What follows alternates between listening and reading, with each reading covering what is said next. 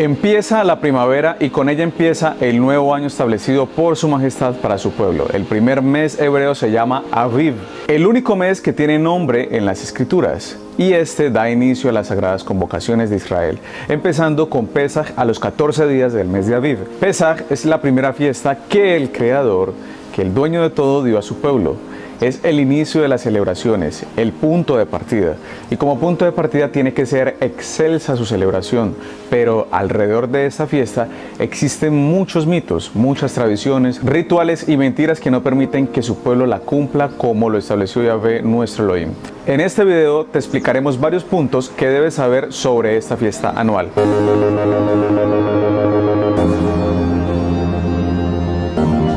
Shejinah Elohim Kadosh presenta Torah para hoy.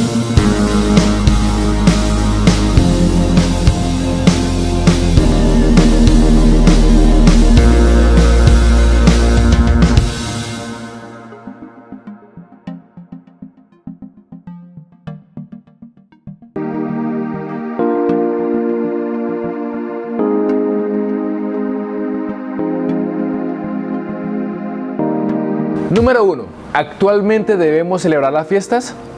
Hemos escuchado a muchas personas afirmar que hoy en día no es necesario celebrar las fiestas de Israel porque el Creador dijo que Él estaba cansado de las fiestas, que estaba cansado de soportarlas y que estas son una carga para Él. También porque dijo que las aborrecía y las despreciaba.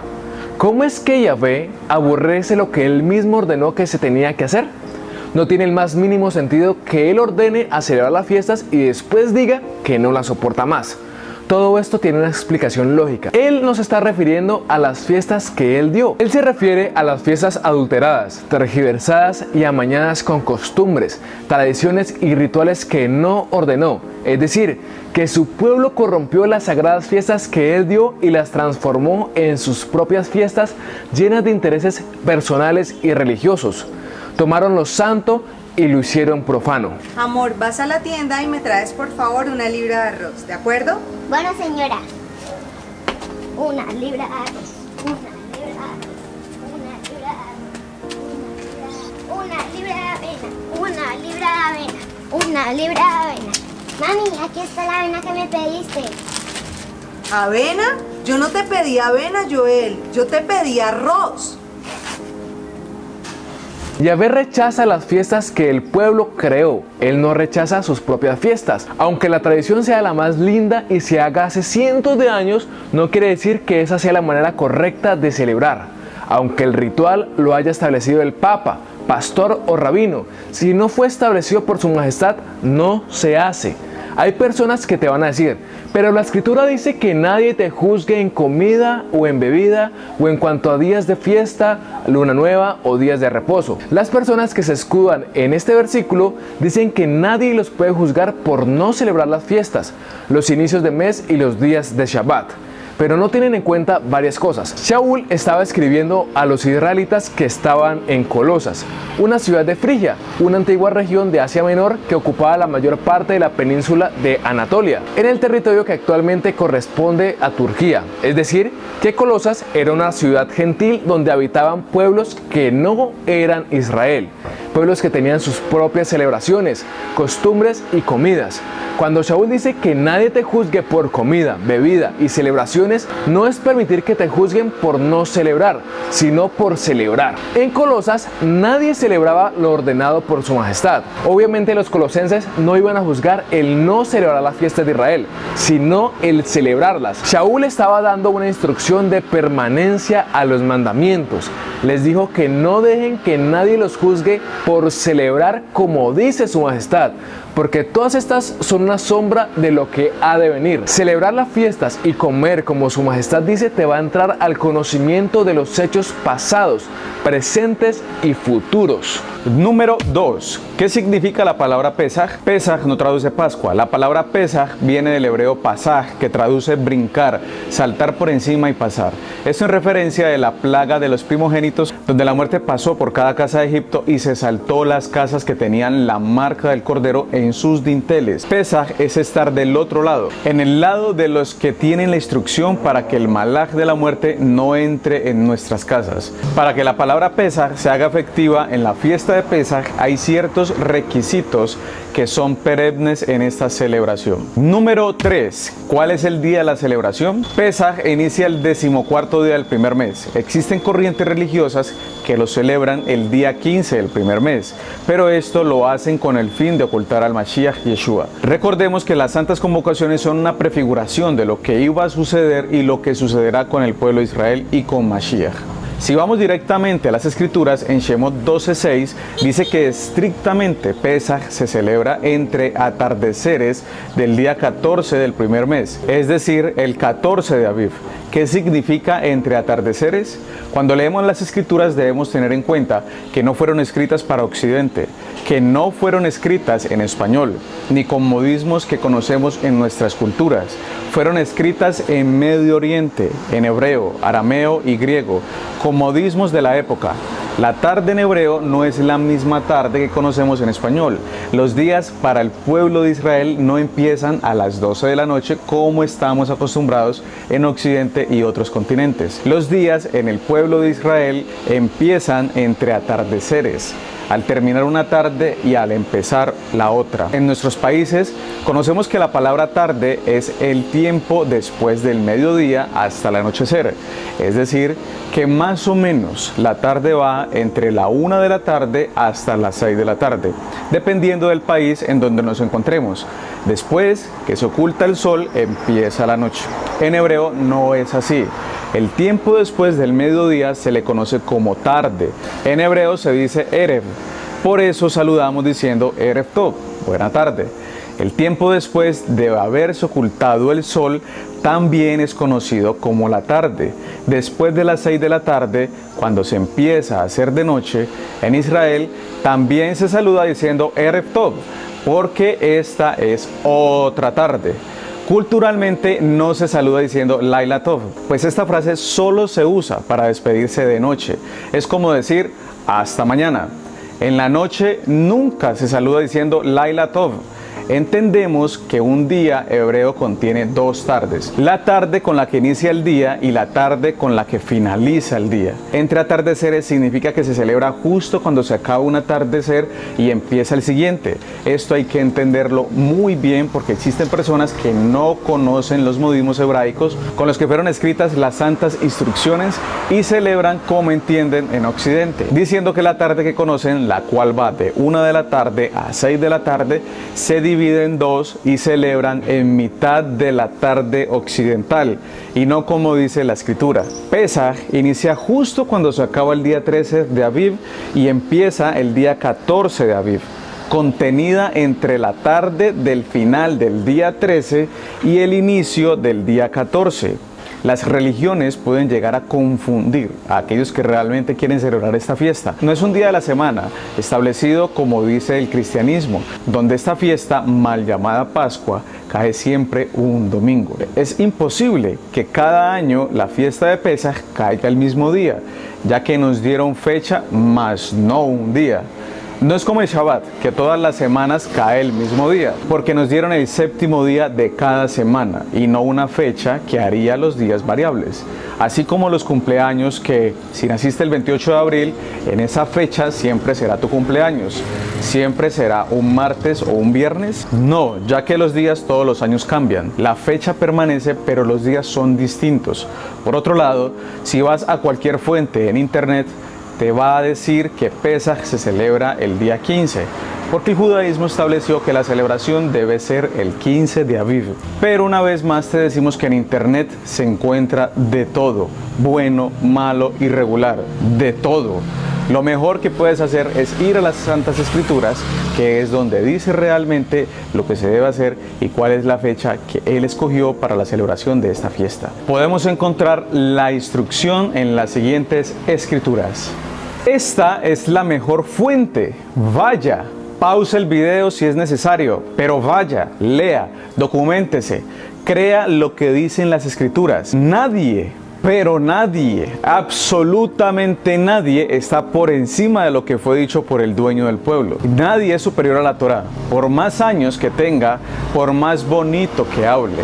Las escrituras dicen que es entre atardeceres del día 14 del primer mes. Todos los días empiezan con un atardecer y un anochecer. Asimismo, Yeshua celebró el día que es. Y podemos leer una y otra vez que la fiesta de Hamatzot se acercaba y era necesario preparar el lugar para la cena de Pesaj. Cuando los versos expresan que ya había llegado el tiempo de la fiesta de panes sin levadura, no quiere decir que estaban en ese mismo día o un día antes. En otras palabras, se acercaba la fecha de la celebración. Es una forma de hablar, una forma cultural que vemos en muchas naciones. Por ejemplo, aquí en Colombia, las personas acostumbran a decir el 1 de diciembre. Llegó la Navidad, ya prácticamente se acabó el año y cosas por el estilo. Formas de hablar. Eso es solo un ejemplo de modismos al hablar. No queremos decir que estamos de acuerdo con estas celebraciones. Es para hacer un símil respecto a lo que se vivía en esa época en el medio israelita en Jerusalén. Existen unos versos en Yohanan que han confundido a algunas personas llevándolas a celebrar Pesaj el día 15 como lo estipula el judaísmo. Aún después de leer y estudiar todas las citas que dicen que esa celebración es el día 14 de Aviv. Y es Yohanan 18:28 donde dice que los judíos no entraron en la casa de Caifás porque no querían profanarse estando en la casa de un impío y esto no les permitiera comer la Pesaj. Pero en el verso 29 dice que Caifás salió a ellos a preguntarles por qué juzgaban a Yeshua, cosa que los discípulos no hacían. Es decir, ese verso habla de los que contradecían a Yeshua. Ellos eran los que no querían profanarse y no sus discípulos. Sus discípulos ya habían celebrado y tomado la cena de Pesaj con Yeshua. Los otros que señalaban y acusaban a Yeshua ante Caifás eran los religiosos, los que cambiaron las fechas.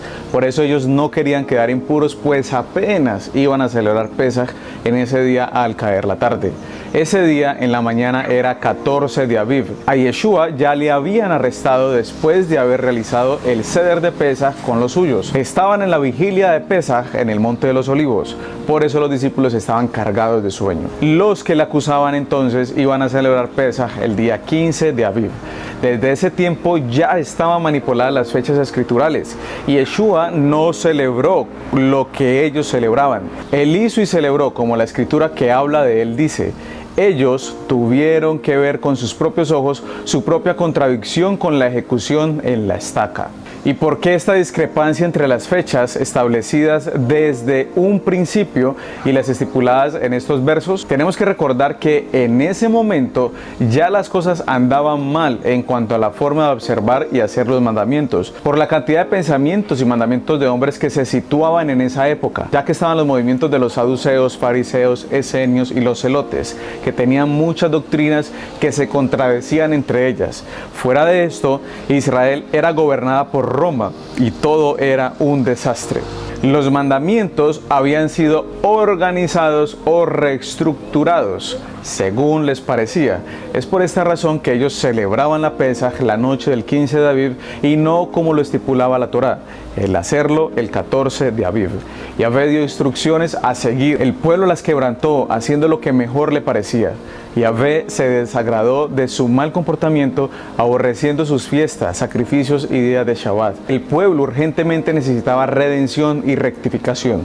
Yeshua vino a enseñarnos a rectificar los mandamientos, la estructura de las fiestas, enseñando cómo y cuándo se celebra Pesaj, dando la instrucción precisa para que su pueblo pudiera celebrar correctamente. Yeshua no vino a esta tierra a reafirmar el judaísmo como muchos dicen. Él vino a desmantelar las religiones, pues Israel no es un pueblo de religiones. Israel es un pueblo con un Elohim, una Torá, un Mashiach y una tierra por heredad. Yeshua habló firmemente cuando veía que su pueblo se había desviado. Habló fuertemente a los religiosos de la época. Un claro ejemplo de esto es el capítulo 23 de Matillah, donde expresa lo torcida que estaba esa generación, invalidando los mandamientos de Elohim por los mandamientos de los hombres, de las religiones. Los mandamientos que habían inventado para poder tener el control de un pueblo incompleto, ya que no estaba la casa de Israel en Jerusalén y por ende no había sacerdocio levítico. Ese puesto era comprado. Si Yeshua no hubiese pegado el grito en el cielo contra los movimientos religiosos que cambian la orientación de los mandamientos, se hubiera dado a entender que todo estaba bien y que estaban haciendo las cosas correctamente, celebrando las fiestas en las fechas indicadas, pero no. Él les desnudó lo mal que estaban haciendo. Elohim, Immanuel, Él entre nosotros, se los dijo en la cara a voz en cuello, lo cual quedó escrito para la historia. Número 4. ¿Quiénes pueden celebrar esta fiesta? Esta fiesta es para Israel, no es para las religiones, es para su pueblo santo, el que Él escogió de entre los demás, para los descendientes de Abraham su siervo, para ustedes, los hijos de Jacob, los escogidos. Él tiene presente para siempre su pacto, la palabra que Él ordenó a 1000 generaciones, el pacto concertado que Él hizo con Abraham, el juramento que juró a Isaac, estableció como decreto para Jacob, para Israel como pacto eterno. La señal del pueblo es la circuncisión en la carne y en el alma de los varones y en el alma en las mujeres. El pacto de palabra en el corazón de cada israelita con su Abba Yahvé. Un acuerdo, un contrato para cuidarlo y cumplirlo. Muchas personas dicen que somos muy insistentes y les generamos molestias con el tema de la circuncisión. Pero estas no son nuestras palabras, son las palabras del santo rollo de la Torá. Pues dice que ningún incircunciso puede celebrar la fiesta. Es más, dice que si contigo vive algún extranjero y quiere celebrar la Pesaj, debe circuncidarse y así será parte de Israel. Dice claramente que ningún incircunciso la podrá celebrar. La misma ley será para el natural y para el extranjero que habite entre ustedes. Así que no hay excusa de, es que soy gentil y quiero celebrar. Pues si te consideras gentil y quieres celebrar, es tu obligación circuncidarte. Si te circuncidas, dejas de ser gentil y serás parte del pueblo. Eso dice la Escritura. Eso fue lo que pasó con el pueblo de Siquem. Se circuncidaron para ser parte del pueblo. La única forma de ser descendiente de Abraham es circuncidarse el prepucio del alma y del cuerpo. Te recomendamos la enseñanza que hicimos sobre la circuncisión física y la circuncisión del alma. Esta instrucción no sale de nosotros. Esta instrucción salió de la boca de Yahvé, nuestro Elohim. Si el varón está incircunciso, no puede celebrar Pesaj, así lo desee y su anhelo sea celebrarla. Su majestad ya dio las órdenes. Yehoshua circuncidó a todos los varones antes de celebrar Pesaj en la tierra prometida. Esto porque en el desierto no celebraron las fiestas.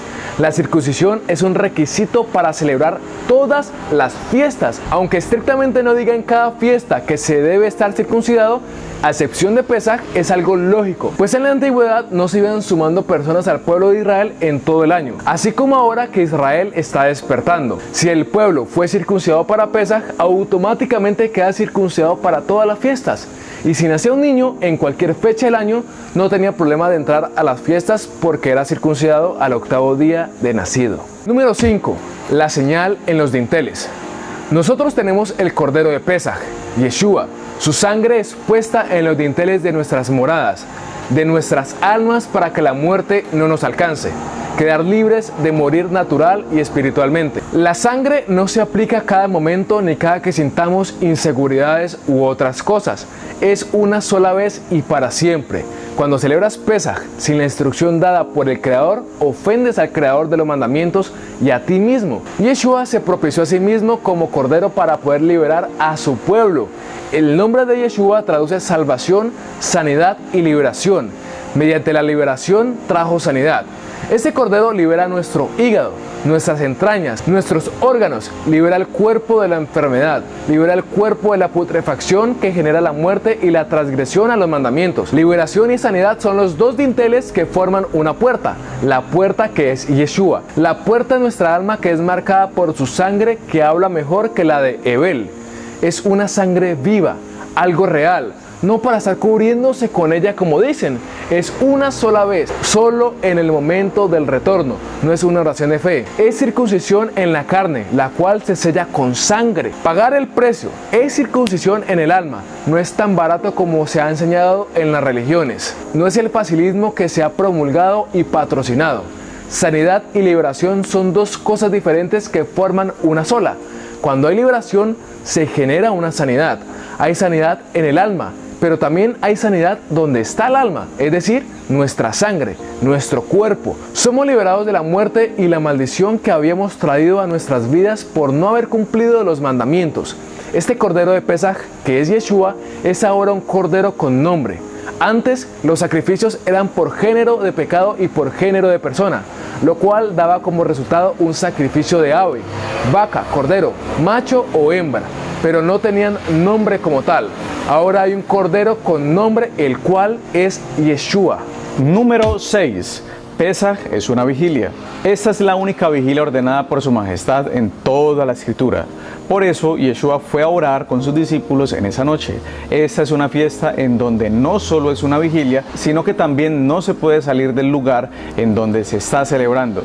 Si bien es cierto, nosotros celebramos recordando lo que pasó cuando nuestros antepasados salieron de la tierra de Egipto.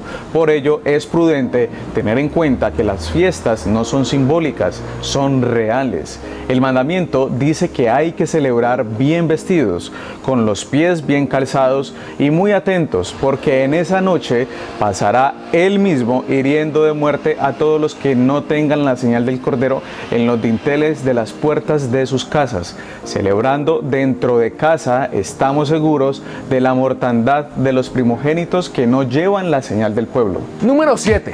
¿Qué debemos comer? La Santa Escritura ordena puntualmente las cosas que se deben comer ese día. En Shemot se mata un cordero, el cual se debe tomar de su sangre para poner en los dinteles de la morada de cada israelita. Y de ese mismo cordero se comía la sangre asada al fuego sin dejar nada hasta la mañana.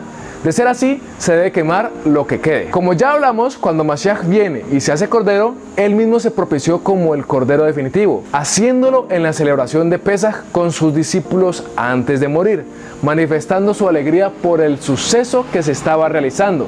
Y dijo que no volvería a celebrar Pesaj hasta que nos fuera dado el verdadero significado en el reino de Yahvé. Después de ese momento, Yeshua es el cordero que invocamos y usamos cada año en Pesaj, usando su sangre y sacrificio para cumplir el mandamiento dado en Shemot 12.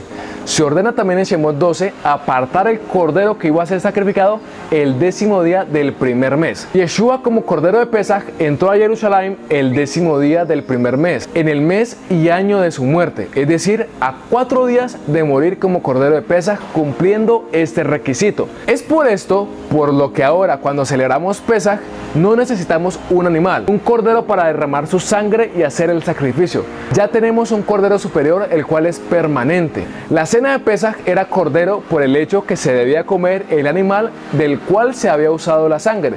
Hoy nuestra cena de Pesaj no requiere comer cordero.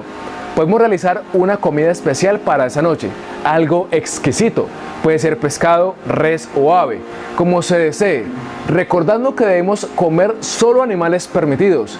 Si se desea, se puede comer cordero, pero no es requerimiento por el hecho profético que tiene Yeshua y del cual hacemos parte en esta noche. Cuando Yeshua lo hizo, celebró dándole sentido a la Pesaj mandada por su majestad. Yeshua mandó a preparar una cena, una comida especial para esa noche.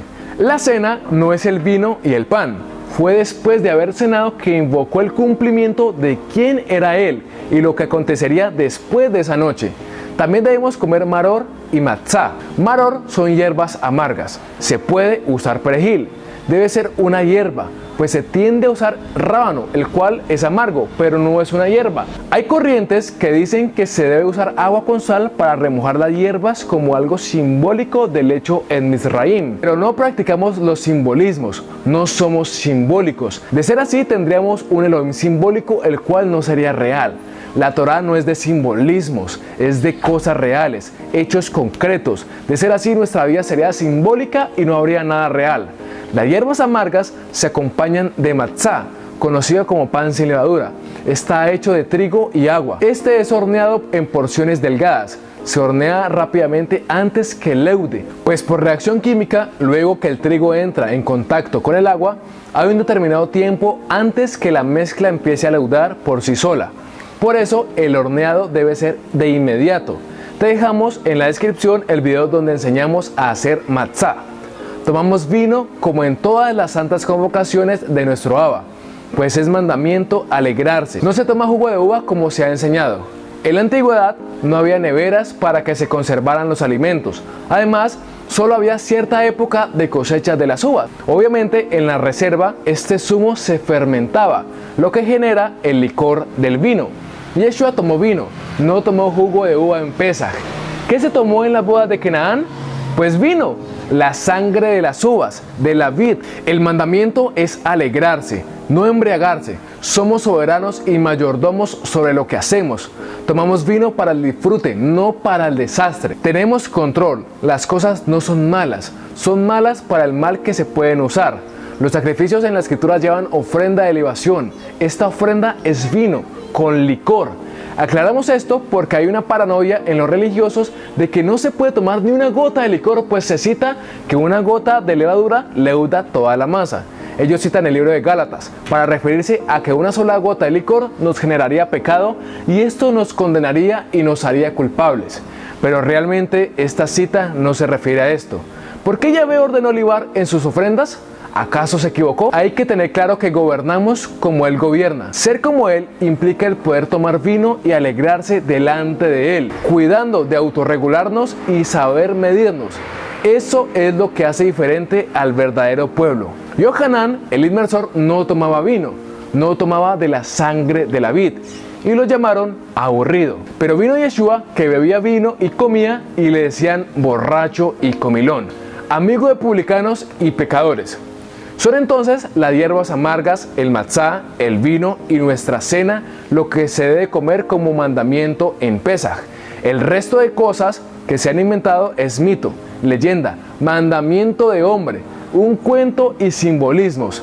Así que si pensabas usar la quedará, no la uses, olvídalo, no es parte del mandamiento. Algo pertinente para aclarar es que la ordenanza de no dejar nada del cordero hasta el amanecer era para aplicar en la primera Pesaj, cuando estaban en Mizraim, del cordero que se había usado para marcar los dinteles con la sangre. Este era el que no se debía comer cocido sino asado al fuego. Este era el que se debía comer completo y en caso de sobrar debía ser quemado antes del amanecer. Esto no aplica para nuestra cena de Pesaj, así como no debe ser estrictamente un cordero, pues tampoco debe ser estrictamente carne asada al fuego y si queda de ella no requiere ser quemada, pues estaba prefigurando a Mashiach después de los acontecimientos de la estaca en los siguientes 3 días de su sacrificio.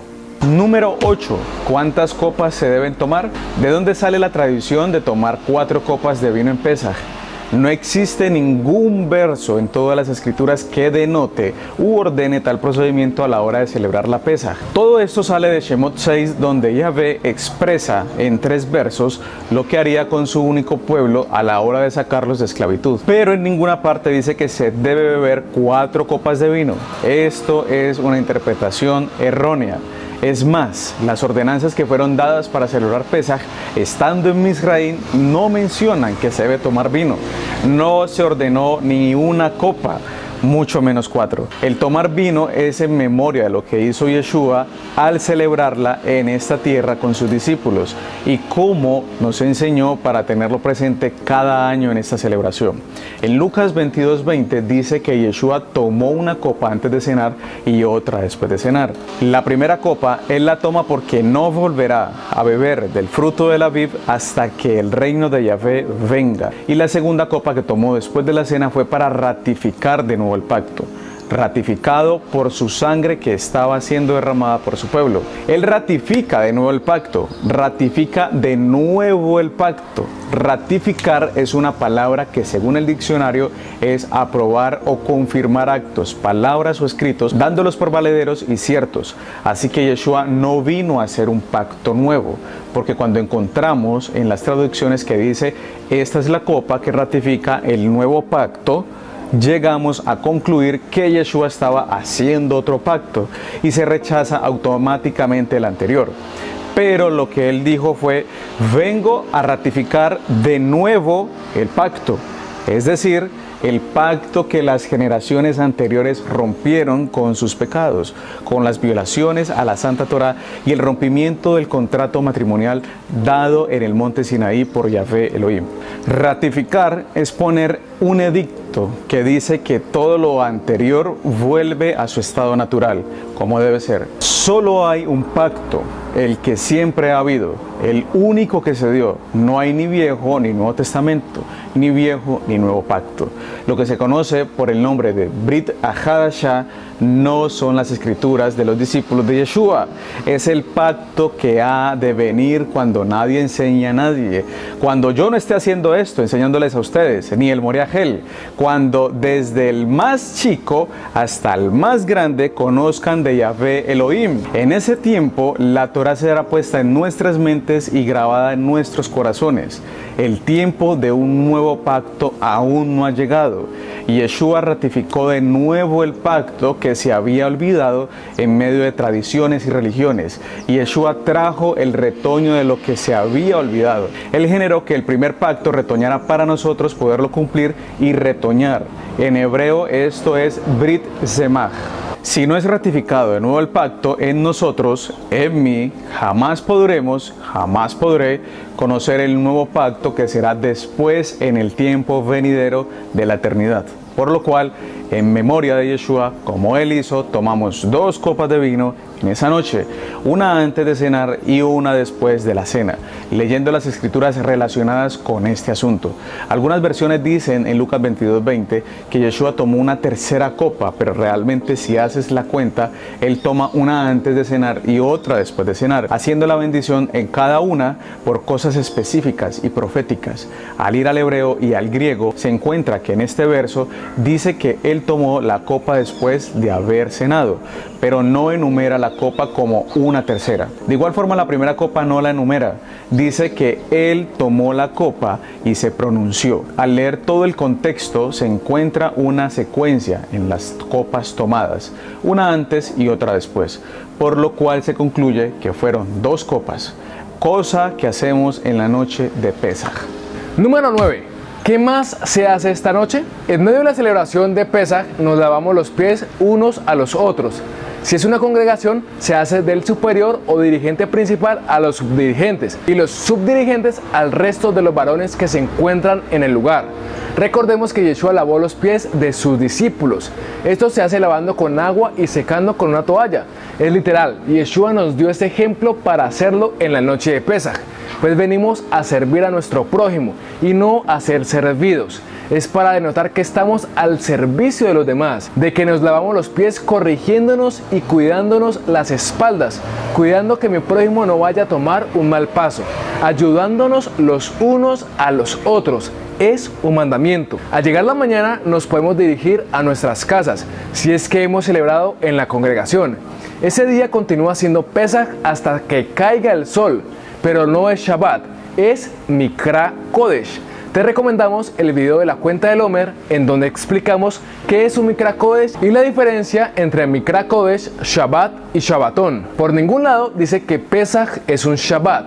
El llamado Shabbat de Pesaj no es escritural, pues se ordena celebrar, mas no indica que hay Shabbat en ese día. Número 10. Pesaj y la Santa Cena. El cristianismo en cada domingo hace la llamada Santa Cena, tomando un poco de jugo de uva o un poco de vino con un pedacito de pan, aunque la escritura diga textualmente que se debe comer un trozo de pan sin levadura o matzat. Y si fuera escritural, entonces en cada domingo la congregación debería comer una cena y debería ser celebración. Es decir, que si fuera de esa manera y las congregaciones lo hicieran como Mashiach, deberían tener una cena para cada culto, misa o reunión en ese aspecto.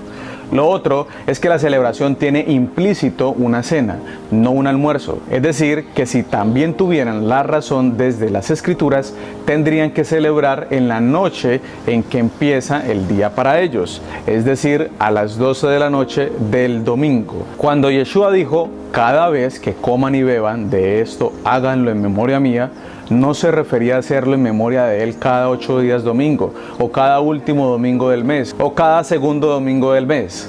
Él se refería a Pesaj, que es cada año como reglamenta su majestad.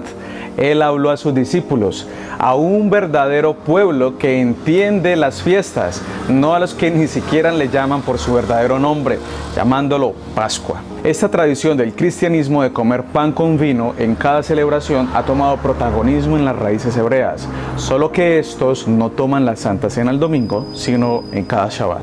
algo erróneo. Número 11. Recomendaciones finales. Si eres pastor, roe o more de alguna congregación, recuerda que las fiestas no son un anzuelo para atraer a las personas a tu lugar de congregación. Las fiestas son íntimas, para los íntimos, y Yeshua celebró con sus discípulos y no con todo el pueblo. Aunque Él les enseñó a las multitudes, con las multitudes no celebró la fiesta.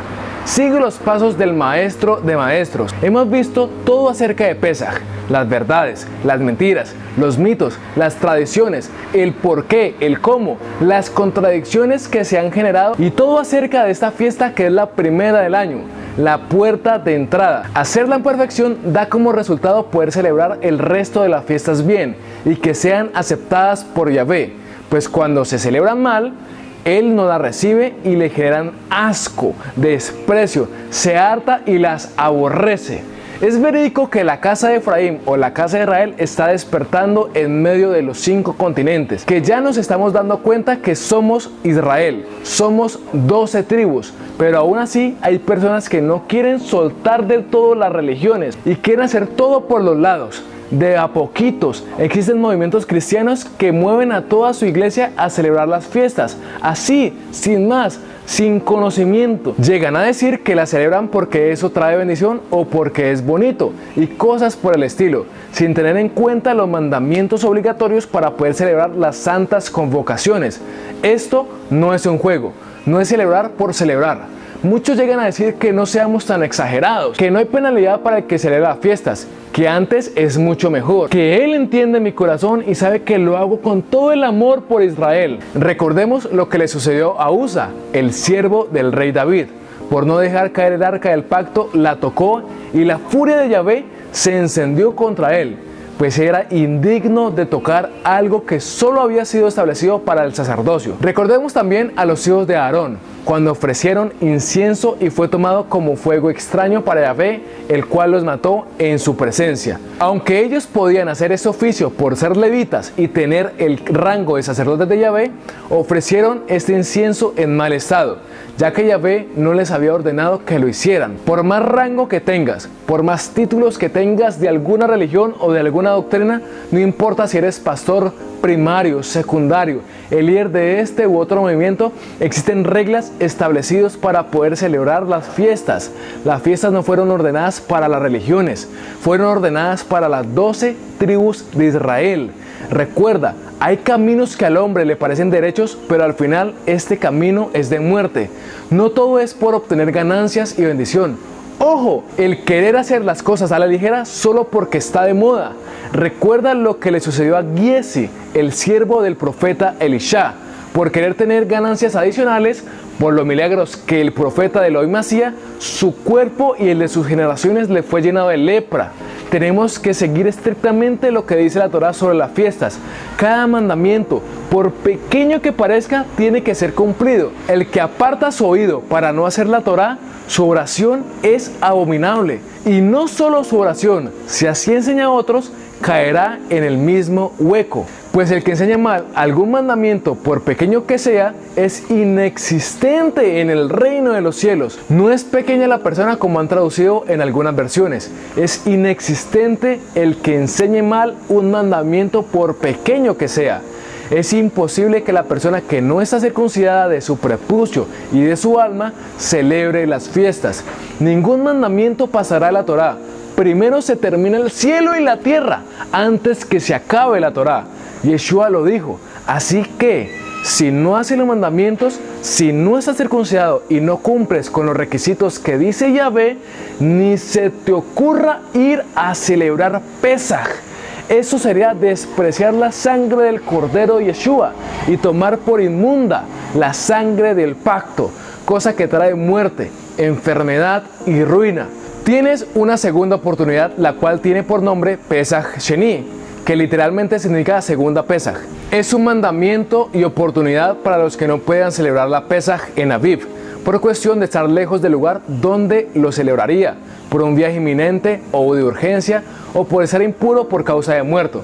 Son las únicas excepciones que menciona la escritura. Si alguna persona no la celebra por negligencia o disgusto de esta, no puede ingresar en Pesach Sheni. No es apto, pues a conciencia lo hizo y no cumple con las únicas dos excepciones. Pesach Sheni lleva las mismas regulaciones que la primera Pesach. Se hace exactamente igual, el mismo orden, todo se conserva. Aclaramos que solo es Pesach.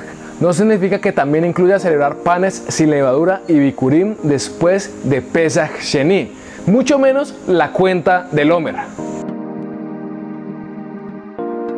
Si haces las cosas bien, como Yahvé dice, te vendrá bendición. En ti estará la bendición donde quiera que habites. Bendición en el fruto de tu cuerpo, en tu descendencia, en el fruto de tus manos. Una bendición al salir y al entrar, en todo lo que emprendas. Abundancia de buenas cosas. Solo si haces como Yahvé dice, no como las religiones enseñan, si guardas las fiestas y sus mandamientos correctamente.